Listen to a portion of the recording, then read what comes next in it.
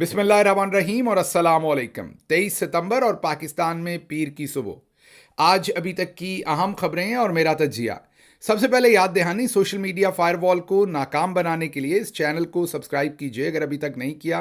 Vlog देखने के बाद इसे लाइक कीजिए, कमेंट कीजिए, बेल आइकन दबाइए। और अब आते हैं आज की खबरों की तरफ।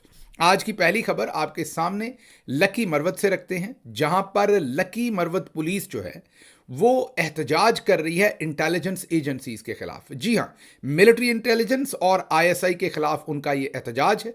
आपको पता है कि पहले भी ये एहतजाज कई दिन जारी रहा, जिसके बाद मुज़ाकरात हुए और ये एहतजाज ख़त्म करवाया गया। अब ये एहतजाज दोबारा शुरू हो गया है और शुरू होने की वजह बताई जाती है कि पुलिस का एक एहलकार जमशेद नामी, मुबैना तौर पर रिपोर्टेडली कहा जा रहा है कि उसे आईएसआई या एमआई ने अगवा किया हुआ है, और उसके इस अगवा के खिलाफ जो लकी मरवत पुलिस है वो अब बंदूकें हाथों में लिए और पूरी पुलिस की जो पुलिस लाइन है उसमें से लोग इकट्ठे होकर अपने डीपीओ और तमाम लोगों के अहकामात को पसे पुश्त रख कर वो अब एहतजाज कर रहे हैं और डिमांड कर रहे हैं जमशेद की वापसी की। इसके अलावा वहाँ पर जो मेजर डिमांड थी, पिछली दफ़ा जब लकी मरवत पुलिस ने यह एहतजाज किया था तो उनकी डिमांड थी कि जो वहाँ पर फौजी दस्ते हैं वो उस इलाके से चले जाएं और दहशतगर्दों से वो खुद निपटेंगे। वो कह रहे थे कि जब वो किसी भी दहशतगर्द को पकड़ते हैं तो एमआई और आईएसआई के लोग आते हैं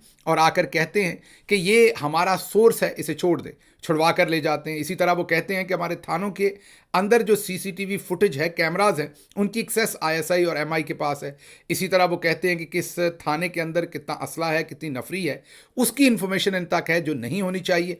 हमें ऑपरेट करने दिया जाए, ये यहाँ से चले जाएं, हम दहशतगर्दों को खुद हराएंगे और हम अपनी टेरिटरी जो है, जो पुलिस का पूरा सिस्टम है वो लॉ इन्फोर्समेंट और वहाँ लॉ एंड ऑर्डर के सिस्टम को रिस्टोर करेंगे और इसकी सारी जिम्मेदारी हम लेते हैं अगर वहाँ पर दस्तों को हटा दिया जाए।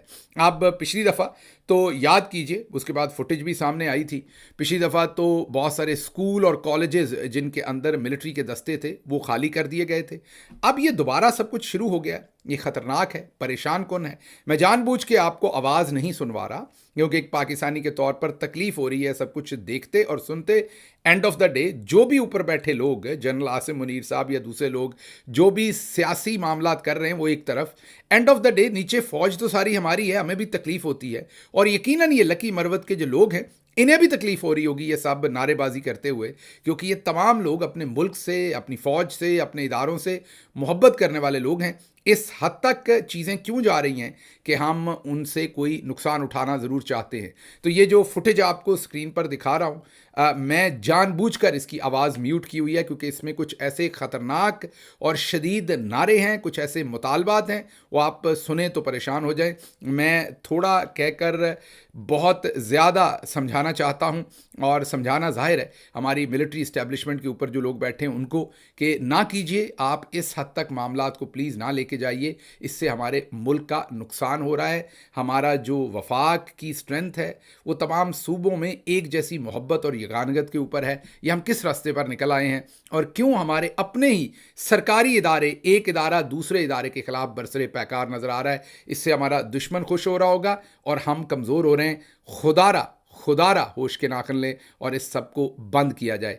अब आते हैं अगली खबर की तरफ। अगली खबर जो है वो इक्वली आपके लिए और मेरे लिए, दोनों के लिए शॉकिंग होगी। इस वक्त आपके लल्लन, चले हमारे भी लल्लन कह लें आप उन्हें, आज से हमने उन्हें एक नया नाम दिया है। लल्लन मियाँ जो हैं वो गए हैं, आपको पता है, बरतानिया। वहाँ पर वो रुकेंगे एक दिन, वहाँ अपने ग्रैंड किड्स वगैरह उनको मिलेंगे, वो पोते नवासे नवासियाँ कोई ना कोई लोग उधर हैं उनके। उसके बाद वहाँ पर वो एक दिन की रेस्ट करने के बाद लल्लन साहब पहुँचेंगे जनाब न्यूयॉर्क के अंदर यूनाइटेड नेशंस की असम्बली में खिताब करने के लिए। मैं शहबाज शरीफ साहब की बात कर रहा हूँ, या उनको आप छोटा लल्लन कह सकते हैं। तो छोटे लल्लन आ रहे हैं, लेकिन हमें कोई पता नहीं कि छोटे लल्लन ने आके यहाँ क्या करना है, उनकी क्या मीटिंग्स है। लेकिन दूसरी तरफ जिनके खिलाफ हम सारी उम्र ये तकाजा करते रहे, क्लेम करते रहे, बताते रहे कि हम नंबर 1 हैं और आज वो नंबर नहीं नंबर 1 होते हुए नजर आ रहे हैं। दूसरी तरफ मोदी, जो आपको पता है कि बदनामे ज़माना वो एक पॉलिटिकल लीडर है जो फाशिस्ट किस्म की हुकूमत रन करते हैं, फाशिस्ट किस्म के आइडियाज़ रन करते हैं, एक बिल्कुल इंतहा पसंदी किस्म की उनकी पूरी इंतहा पसंद किस्म की पूरी सियासत है। यूपी का उनका चीफ मिनिस्टर देख लें, या जो कुछ उन्होंने पहले खुद गुजरात में किया। मोदी का अपना वीज़ा बैन था अमेरिका के अंदर प्राइम मिनिस्टर बनने से पहले, लेकिन वो शख्स और वो मुल्क किस तरह पेनिट्रेट कर रहा है पूरी दुनिया के अंदर, और पूरी दुनिया उन्हें कैसे रिसीव कर रही है।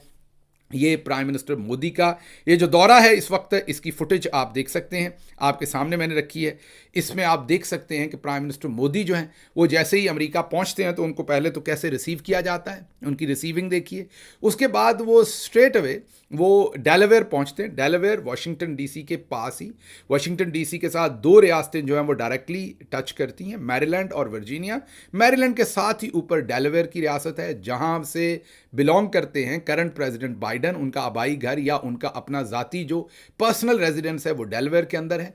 डेलावेयर के अंदर मोदी को अपनी पर्सनल रेजिडेंस के ऊपर, जी हाँ मैं दोबारा रिपीट कर रहा हूँ, पर्सनल रेजिडेंस के ऊपर, ये खासा पर्सनल टच है, ये पर्सनल रिलेशनशिप की एक फील देने की कोशिश है अमेरिका की तरफ से। उन्हें पर्सनल रेजिडेंस के ऊपर वो वेलकम करते हैं, वहाँ उनकी शान में वो खाना देते हैं, उनके साथ टाइम स्पेंड करते हैं, उन्हें अपना पूरा घर दिखाते हैं, वो इलाका दिखाते हैं। उसके बाद मोदी जो हैं वो ये फिलाडेल्फिया के करीब है, ज़ाहिर है सिर्फ आपको बताने की ये सिर्फ और सिर्फ आपको ओरिएंटेशन हो जाए कि ये वाशिंगटन और फिलाडेल्फिया के दरमियान में आप इस जगह को कह लें, फिलाडेल्फिया के थोड़ा करीब ये विलिमिंगटन जो शहर है डेलावेयर का या एरिया है, उसके अंदर बाइडन की ये पर्सनल रेजिडेंस है। उसके बाद बायलैटरल मीटिंग बाइडन की और उनकी, जिसके अंदर मल्टी बिलियन डॉलर्स के जो बहुत सारे एग्रीमेंट हो रहे हैं वो डिस्कस होंगे। और सबसे बड़ी बात, ग्रुप कैप्टन सुबनाश शुक्ला उनको इंटरनेशनल स्पेस स्टेशन एक्सियम 4 जो मिशन है उसका भी हिस्सा बनाएंगे। मतलब कि अब ग्रुप कैप्टन शुक्ला जो हैं हिंदुस्तान से, वो अमेरिका का जो स्पेस स्टेशन का प्रोग्राम है उसके अंदर वो स्पेस स्टेशन पर जाएंगे। इसकी भी अंडरस्टैंडिंग या इसका भी मुआहदा जो है वो होगा बाइडन और मोदी की मुलाकात के अंदर। फिर बाइडन ने कोई तकरीबन 297, जी हाँ 297 इनवैल्यूएबल, कोई बहुत ही कीमती एंटीक्स जो हैं जो हिंदुस्तान के अमेरिका के पास होंगे, वो हो सकता है ब्रिटिश राज के थ्रू यहाँ पहुँचे हों या दूसरे तरीक़ों से, वो हिंदुस्तान को वापस किए जा रहे हैं अमेरिका की तरफ से।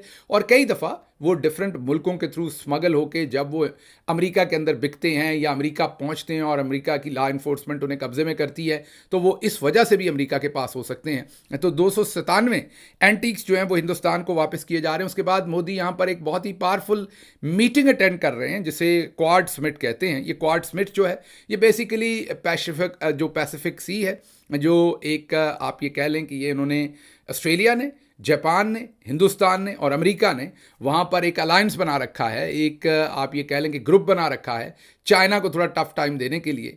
तो जो इंडो पैसिफिक सारा सी है, ऊपर ऑस्ट्रेलिया, जापान, दूसरी तरफ चाइना, और वहाँ पर अमेरिका ने बहुत सारी जगहों पर अपने बहरी बेड़े खड़े कर रखे हैं। तो वो जो समिट है क्वाड समिट, उसके ऊपर president Biden, Australian prime minister, Japanese prime minister और प्राइम मिनिस्टर मोदी, इनकी मुलाकात होगी। इस ज़ाहिर है ये भी एक बहुत ही अहम मुलाकात है ग्लोबल सिचुएशन के अंदर देखें, और इसका इन्फ्लुएंस और इम्पैक्ट जो है वो अमेरिका के ऊपर, ऑस्ट्रेलिया के ऊपर, जापान के ऊपर, चाइना के ऊपर, पूरे खित्ते पर, और रशिया इसको कैसे देख रहा होगा। तो आप मोदी की जो यहाँ पर प्रेजेंस है आप उसको देख सकते हैं वो किस तरीके से। उसके बाद मोदी साहब ने उसके बाद एक बहुत बड़े इज्तिमा, एक बहुत ही बड़ा स्टेडियम है जिसके अंदर उन्होंने खिताब किया, और वो स्टेडियम लॉन्ग आइलैंड है, न्यूयॉर्क का हिस्सा है, आप कह लें न्यूयॉर्क का एक इलाका कह लें, हिस्सा कह लें, लॉन्ग आइलैंड कहते हैं। वहाँ पर एक कोलोसियम जो है वो स्टेडियम आप उसे कह लीजिए, वहाँ पर उन्होंने एक खिताब किया है। अपनी पूरी की पूरी जो यूएस के अंदर इंडियन कम्युनिटी है उसमें से एक बहुत बड़ी तादाद जो है उन्होंने मोदी को वहाँ पर वेलकम किया है। एक ह्यूज रिसेप्शन है। याद कीजिए जिस तरीके से इमरान खान ने जब पाकिस्तानियों के साथ इंटरेक्ट किया था और एक बहुत ही बड़ी रिसेप्शन थी। इसी तरह से इससे पहले भी मोदी एक दो दफ़ा ऐसा कर चुके हैं, ह्यूस्टन में भी कर चुके हैं, दूसरी जगहों पर भी कर चुके हैं, और इस दफ़ा ये लॉन्ग आइलैंड में होगा।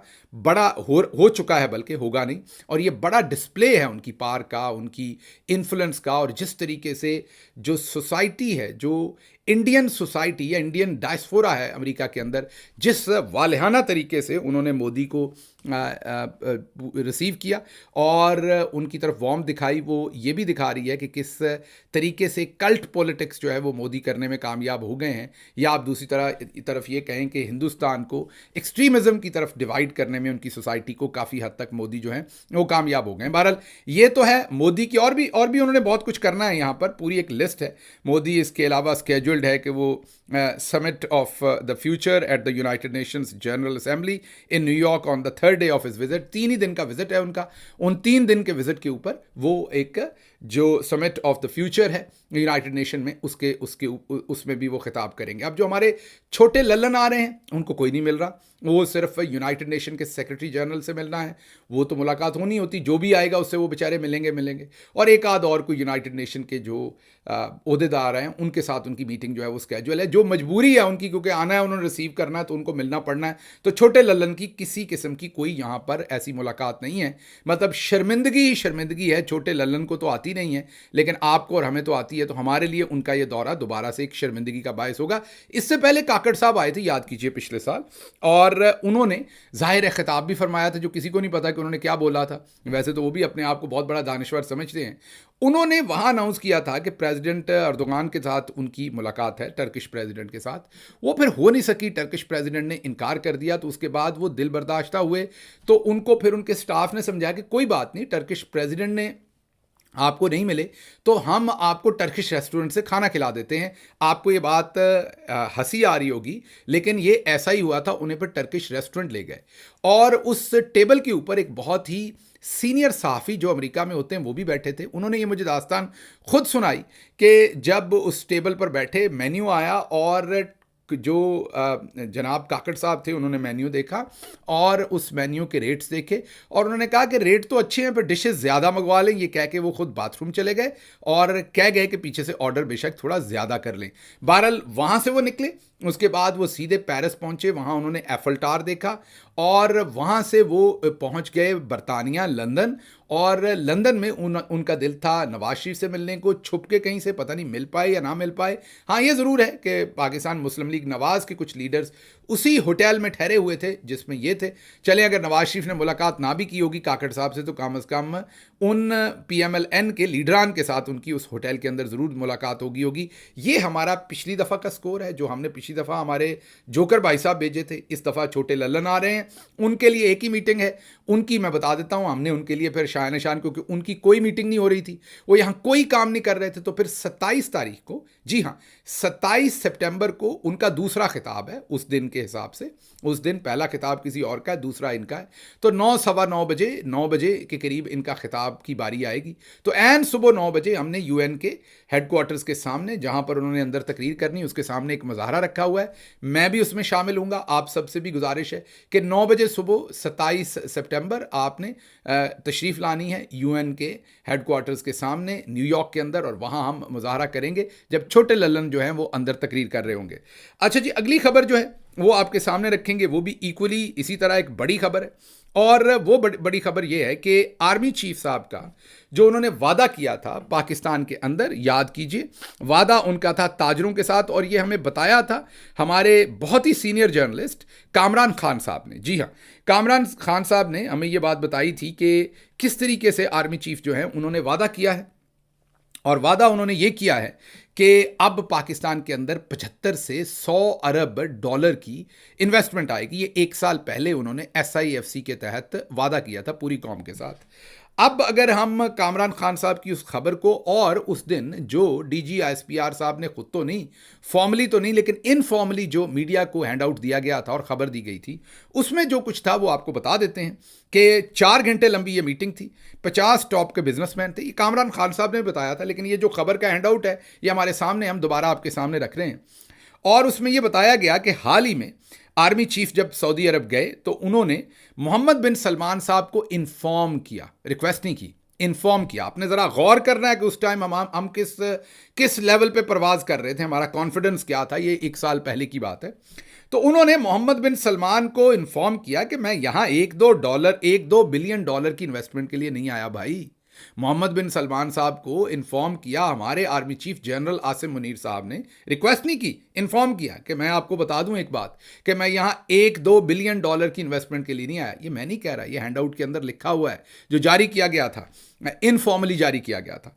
वो लेटर सऊदी प्रिंस ने फिर बेचारे ने, ये बेचारा नहीं इसमें लिखा गया, लेकिन सऊदी प्रिंस ने फिर अश्योर किया आर्मी चीफ को कि मैं 25 अरब डॉलर जो है वो पाकिस्तान में under special investment facilitation council, जिसे SIFC कहते हैं, उसके तहत जो है वो हम इन्वेस्ट करेंगे पाकिस्तान के अंदर 25 अरब। उसके बाद आर्मी चीफ ने इन बिजनेसमैनों को यह भी बताया, सोर्सेज कहते हैं कि उन्होंने सऊदी प्रिंस को कहा कि 10 अरब डॉलर, ये जब उन्होंने कहा ना कि ठीक है 1-2 अरब के लिए मैं नहीं आया, ज्यादा इन्वेस्ट करो, तो उन्होंने आगे से कहा ठीक है मैं 25 अरब डॉलर जो है वो SIFC के थ्रू इन्वेस्ट करूंगा।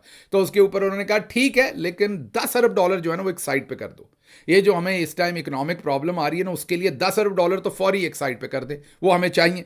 तो उन्होंने कहा कि army chief asked Saudi prince to set aside 10 billion to overcome the country's foreign exchange issues which would be returned in rupees, और वापस भी मैंने रुपयों में करने। यारी पुरानी है ना, पक्की यारी है, कोई मसला थोड़ी है। जिगरी दो बंदे बैठे हुए हैं, उसने कहा कि भाई 1-2 अरब के लिए नहीं आया। उसने कहा कोई बात नहीं जिगर, मैं 25 अरब डॉलर जो है वो इन्वेस्ट करूंगा।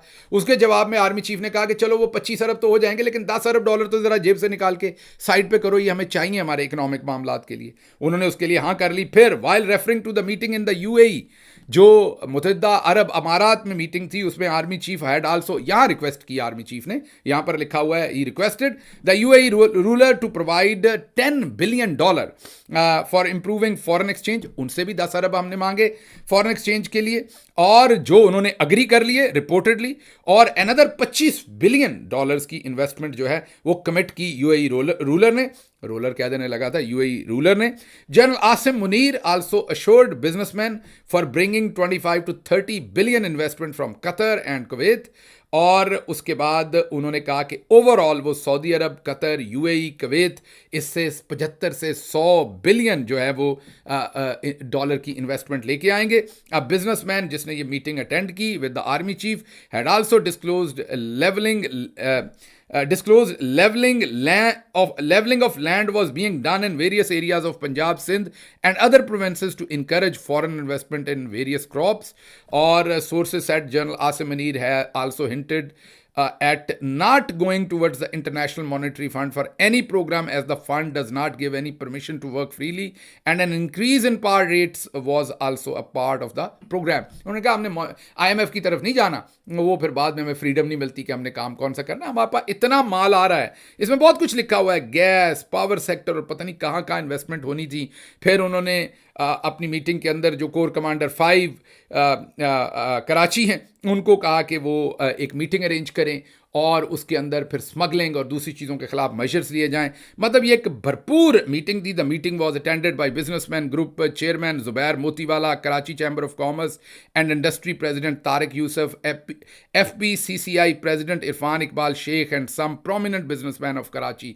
तो ये जनाब वहाँ पर मीटिंग हुई थी जहाँ पर 100 अरब डॉलर हमने लाने थे। अब मेरा वक्त तो ख़त्म हो गया यही बातें आपको बताते हुए, लेकिन असल बात आपको आखिर पे बता देता हूँ कि धेला एक नहीं आया। सऊदी अरब वाले जिगर ने हमें 10 अरब डॉलर साइड पे क्या रखने थे, 1-2 अरब डॉलर तो हम लेने ही नहीं गए थे। जब हम लेने ही नहीं गए थे तो उन्होंने हमें $1 भी नहीं दिया। तेल की जो पेमेंट थी वो बड़ी मेरा ख्याल मिन्नत तरला करके हमने उसे एक्सटेंड करवाया, पता नहीं की अभी तक कि नहीं। पिछली खबर तो ये थी कि उन्होंने इनकार कर दिया। कतर ने कोई इन्वेस्टमेंट नहीं की, UAE ने कोई नहीं की, बहरीन ने कोई नहीं की, सऊदी अरब ने कोई नहीं की, चाइना ने अभी तक कोई इन्वेस्टमेंट नहीं की। तो हमारी कार्रवाई जो है वो निश्चित है। दूसरी तरफ जो जनरल सीसी है इजिप्ट का, उसने इस दफ़ा डिक्लेयर किया है, हम उसी का मॉडल फॉलो करना चाहते हैं। ये जो SIFC बनाई है ना, ये उनके नक्शे कदम पर चलते हुए हमने जो कुछ इजिप्ट में हुआ है उसी को देखते हुए, जैसे वहाँ पर मिलिट्री ने कंट्रोल किया हुआ है और फिर वहाँ पर भी एक SIFC की तर्ज का एक इदारा बनाया जिसको जनरल सीसी जो है वो हेड करते हैं, और उनके नक्शे कदम पर चलते हुए हमने यहाँ SIFC बनाई थी। लेकिन उन्होंने पिछले 2 सालों में रिकॉर्ड इन्वेस्टमेंट लेकर आए हैं। जर्नल सीसी जो है वो आज ही यूएन की एक रिपोर्ट है जो मैं देख रहा था, उसमें से पता चल रहा था कि इस साल और पिछले साल दोनों साल 9-9 10-10 अरब डॉलर फॉरेन डायरेक्ट इन्वेस्टमेंट उनके मुल्क में हुई है इजिप्ट के अंदर। अब उससे पिछले साल 1-2 साल उनके यहाँ 5-6 अरब हुई थी, उससे पिछले साल 11 अरब डॉलर भी डायरेक्ट फॉरेन इन्वेस्टमेंट हुई थी। तो उनके यहाँ वो पूरा शायद पिछले साल जो पूरा अफ्रीका का पूरा एक बर्रे आज़म है, पूरे बर्रे आज़म अफ्रीका के अंदर, क्योंकि इजिप्ट जो है वो मिडल ईस्ट में भी आता है, आधा आधा अफ्रीका में आता है, तो वो अपने आप को अफ्रीकन कंट्री भी कहते हैं। तो पूरे अफ्रीका की जो 18% इन्वेस्टमेंट थी वो सिर्फ इजिप्ट में हुई पिछले 1 साल में। कोई तकरीबन 52 के 54 अरब डॉलर की इन्वेस्टमेंट पूरे कॉन्टिनेंट जो अफ्रीका है उसमें हुई थी। बहरहाल ये तमाम चीज़ें थी। पाकिस्तान को सवाए वादों के कुछ नहीं मिला। मुझे यहाँ से इजाज़त दीजिए। अल्लाह आपका हामी और नासिर हो। पाकिस्तान जिंदाबाद।